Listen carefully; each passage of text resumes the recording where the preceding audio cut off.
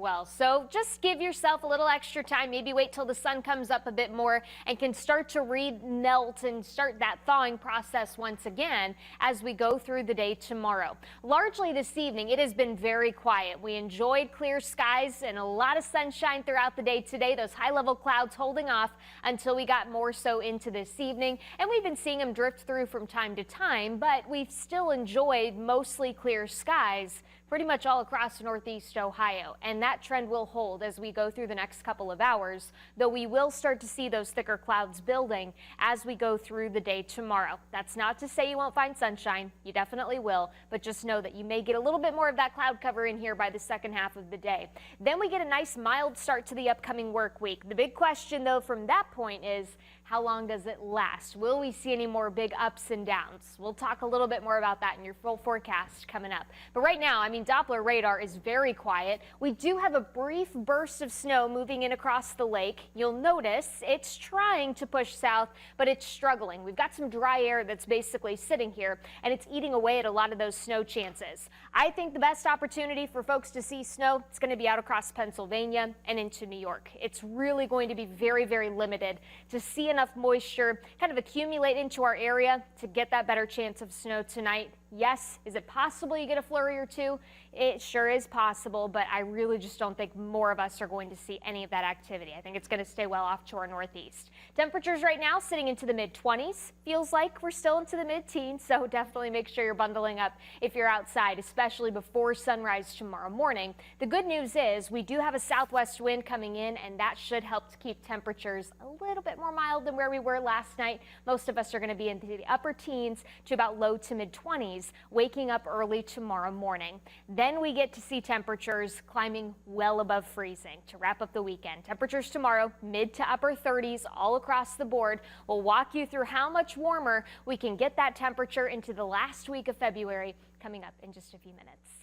Well, if you have to maybe take your dog out and about the next couple of days, probably one of the things you may be a little bit more cautious of is the fact that you get that freezing and that layer of ice that develops. Because yes, you get the temperatures that are warm enough during the day and the sunshine to help melt away some of that snow. But then if folks are walking on the sidewalks, things like that, all of a sudden it compacts it and it turns everything into a sheet of ice. We will likely have similar conditions headed into tomorrow morning just because temperatures tonight are expected to stay into the 20s.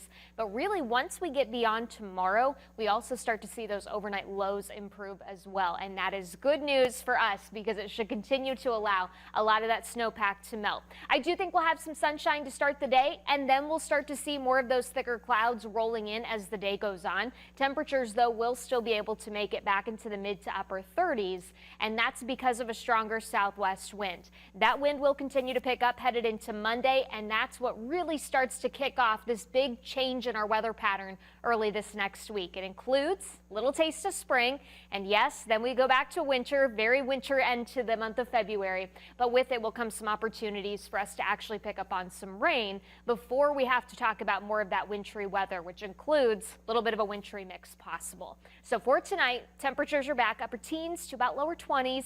It is going to stay dry, winds out of the southwest, still breezy, about 5 to 15 miles per hour.